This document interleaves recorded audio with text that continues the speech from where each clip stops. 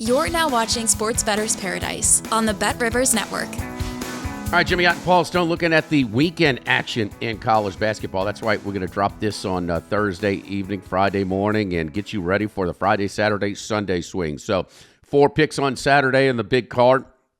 One on Sunday, and I'll start off with one of my picks on Friday night. This is at 9 p.m. Eastern tip on FS1. Northwestern, we're projecting this line to be -6 at home against the Iowa Hawkeyes. 10 straight single-digit games that the Cats went 3-7. We've talked on this podcast about those key injuries that they had. But the Purple Cats just kind of plugging away, man. So been very competitive for that stretch. And then the last 2 games on the road, they win by double digits. At Columbus against Ohio State by 21, and at Minnesota, who had been an improving team as well, win by 12 during the week against them. And it's all about Nick Martinelli inside. They're really leaning on him after they've suffered these injuries. Last 6 games, he is averaging 23 points a game. So I like Northwestern. This is a big number for them, but I love their form. I love how this is a great coaching job by Collins. He has held this thing together. They lost some impactful guys over the course of the season, but they are just hanging in there and now getting better and better, and everything's running through Martinelli. Iowa can be really rough on the road. I think it's going to be a tough trip to Evanston, Illinois, just north of downtown Chicago. Give me the Cats -6, Paul. Yeah, talking about Northwestern, I mean, there's not too many teams in major college basketball that can offset the loss of one key player. But what they've done with the loss of 2 key players, they lose, first of all, Brooks Barnheiser, who, maybe not an all-conference player, but certainly one of the, players just on the fringe of that, just a tremendous contributor in all areas of the game for the Wildcats. He goes down for the season. Then they lose another of their top scorers, guard Jalen Leach, and they just keep on ticking. I think Chris Collins, probably one of the most underrated coaches perhaps in all of college basketball. I mean, that's a tough gig there in any scenario. And to lose 2 top players and just to not miss a beat is quite remarkable there for the Wildcats. Iowa, they've really been down this year. Doesn't seem like they have a whole lot of spark. I like where you're coming from. It's going to be, I think there's going to be a little bit of a premium to play to pay backing the Wildcats, but I think they probably get Iowa here by double digits. On that limited Friday night schedule, let's get that winner in the barn as we move into the bigger card on Saturday. Earn a chance at $10,000 in bonus credits with Bet Rivers Prop Packs.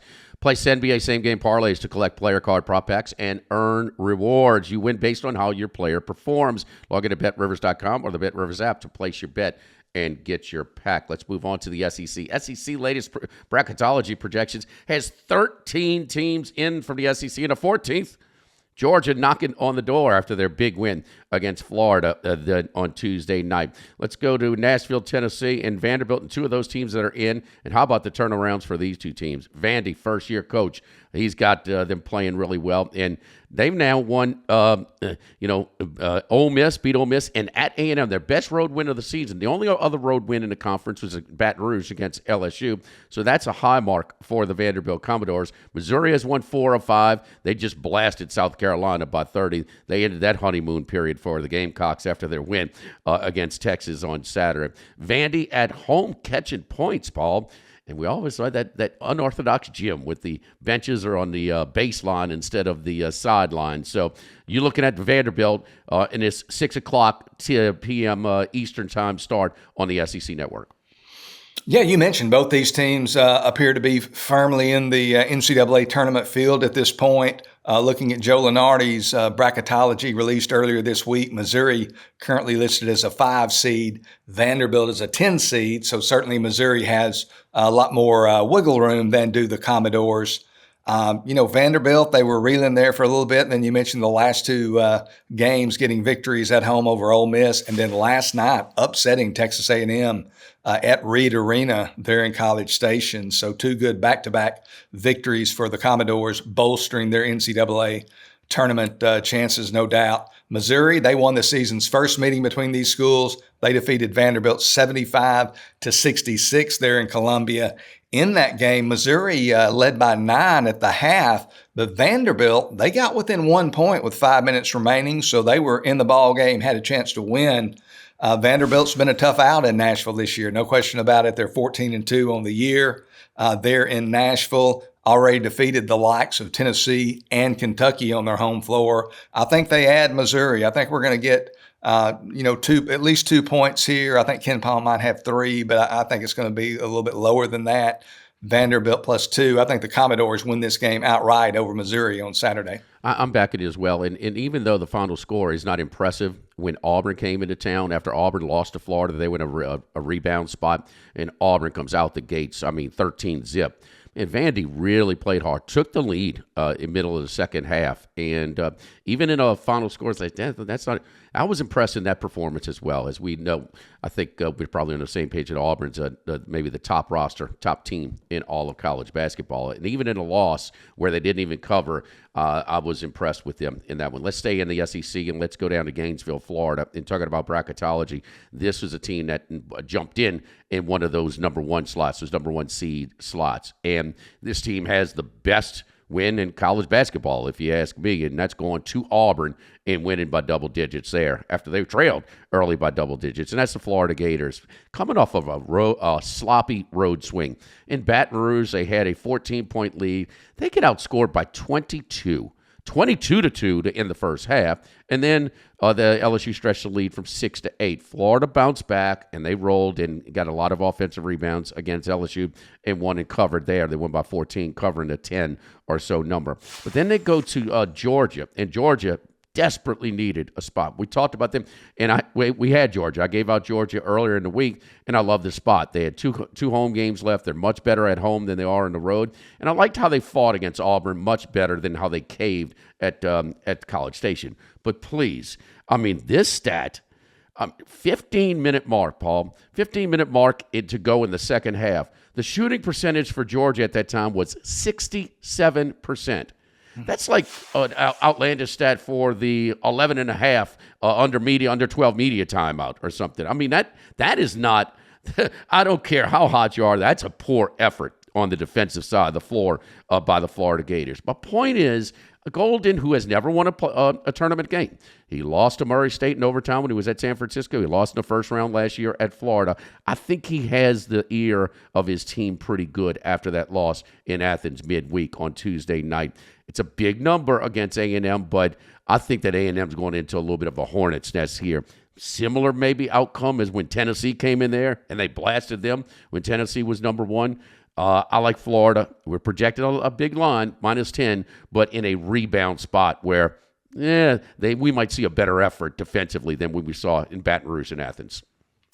Yeah, I tell you, we're nearing the 30-game mark of the season for most of these schools, Jimmy. So there's a lot of ups and downs, and you're going to hit some lulls. And I think you might be onto something there. This could be the late season wake-up call that the Gators need. It's not football, but, Ohio State, they lost to Michigan this year in the football season in the regular season finale, and the world was caving in, and they kind of finished on a pretty high note. So Florida, you look at their roster, you look at the way they've played, the conference they've competed in, and they're one of those teams, whether it be 8 or 10 teams, how many teams we think have a chance to cut the nets down in San Antonio. Florida has to be in that group.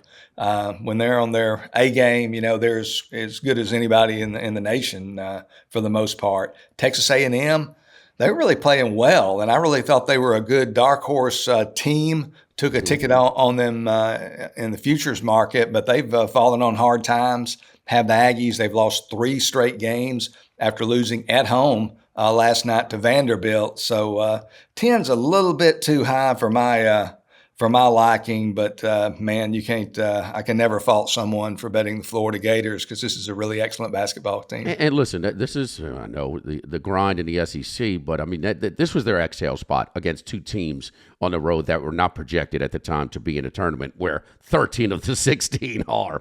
Let's continue in the SEC, and this is a 1 p.m. Eastern tip on the SEC Network in Columbia, South Carolina. Well, the celebration was short-lived for South Carolina after they beat Texas. They went and got blasted by Missouri on Tuesday night. They come back home against hot team in the Arkansas Razorbacks, and Arkansas wins a key game, a hard-fought game, as they sweep home and home against Texas. We both had that pick, and that did cash for us last night. Hogs now 8-0 ATS run right now, if you had the right number, against Texas A&M and College Station. It fell 8. There was some 7.5s. There were some 8.5s out there. Carolina getting a point here against the surging Razorbacks. Paul, you looking for South Carolina to be tough on their visitor, as they've had tough losses by Auburn by 3, Florida by 1, A&M and Ole Miss by 4, all on their home floor. Yeah, I mean, we're going to go with South Carolina +1 here. I think, especially after last night and looking at some adjustments, I think they're going to be maybe getting more than a point, maybe getting up to a couple of points. But we'll go with +1 here, South Carolina. And to me, nothing speaks to the depth of the Southeastern Conference like the play performance of the last place South Carolina Gamecocks. So 1-14 on the season. You mentioned they're not very. They hadn't been very competitive on the SEC road for the most part. They've been blown out in many of their conference games. But as you also mentioned, they've been a load at home there in Columbia. They are a different team on their home court. Got their first victory in conference play this past Saturday, easily handling Texas by an 84-69 margin. And you talk about those previous 5 games to beating the Longhorns. Those previous 5 games, they played a pretty good quintet of teams here. They played Ole Miss, Texas A&M, Mississippi State, Florida, and Auburn.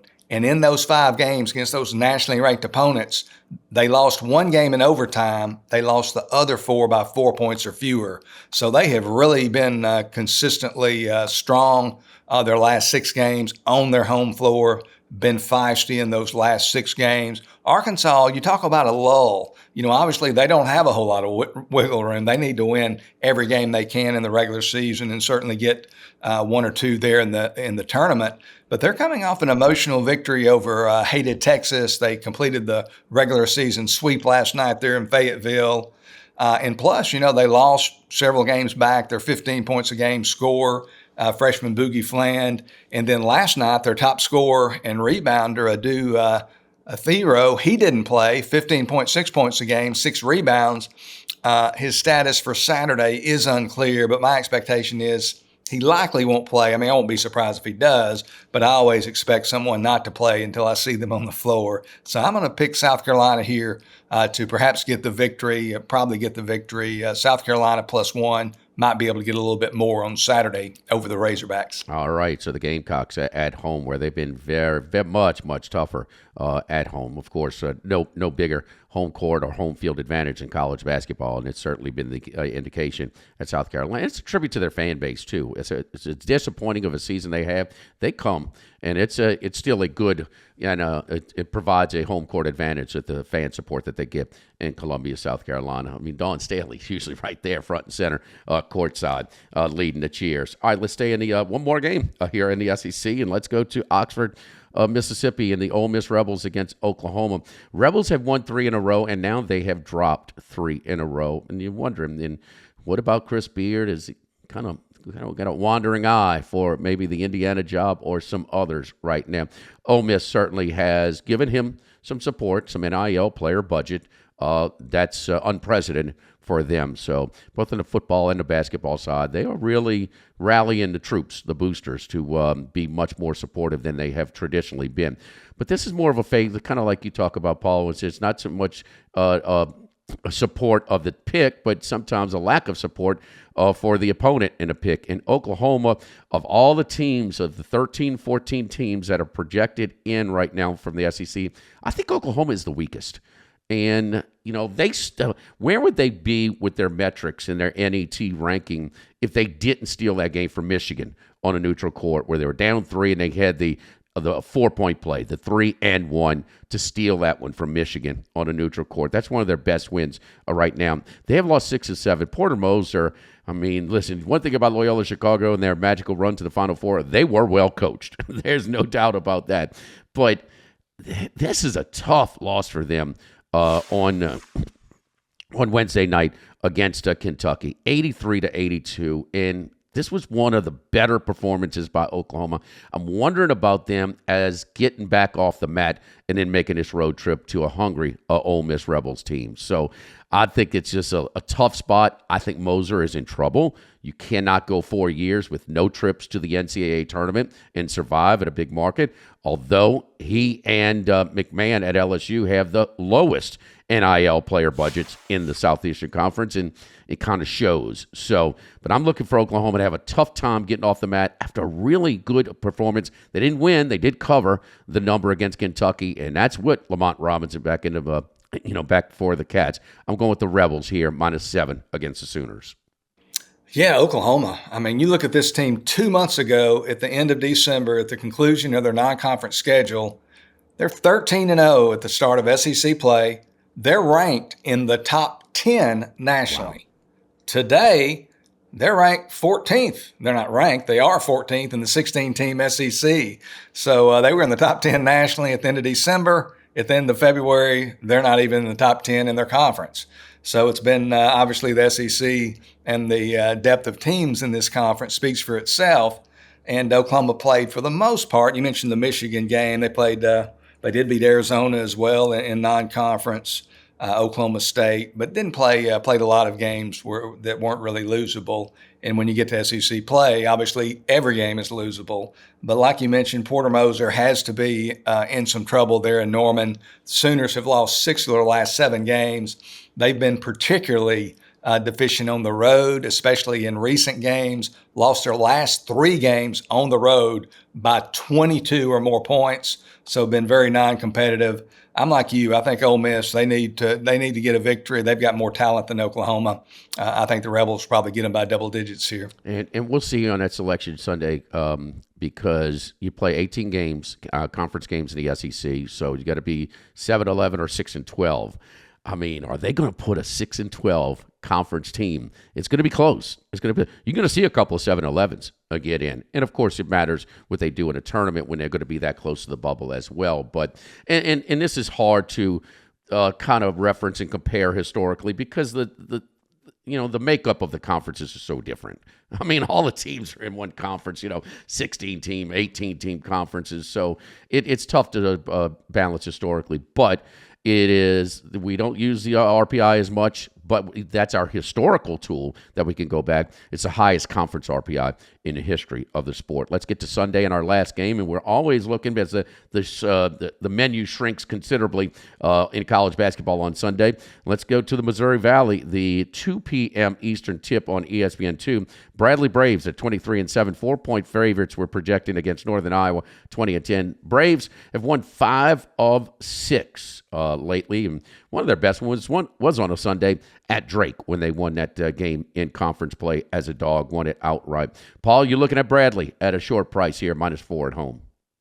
Yeah, this is a Bradley team, Jimmy, that for the first 20 games of the season, they were really good. On January 25th, they were 18-3 on the season, 9-1 in Missouri Valley Conference. But they've come back to earth a little bit. They've lost some games, obviously. I think maybe they've won 5 of their last 9 overall. They had a losing streak before the winning streak that you mentioned. At 14-5, Bradley, they're 2 games behind league leader Drake. They finished their conference season early. This is their conference finale. And this game against Northern Iowa on Sunday will actually be for sole possession of the regular season second place there in the Missouri Valley Conference.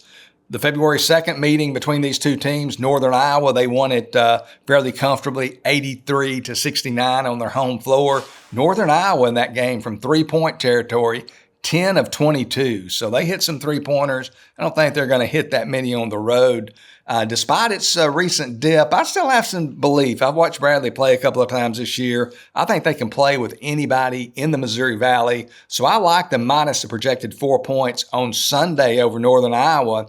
And then next week, Missouri Valley Conference, Arch Madness there in St. Louis each year. I think Bradley's a team to watch in that tournament. I think they could win it there. But I like Bradley for the here and now, minus a projected 4 over Northern Iowa on Sunday. All right, so there's 6 picks for you for Friday, Saturday, Sunday this weekend in college basketball. We'll be back on Tuesday to drop you the podcast for Tuesday and Wednesday's card. So twice a week throughout the end of the regular season in college basketball. For Paul Stone, I'm Jimmy Ott here in the Sports Bettor's Paradise on the Bet Rivers Network.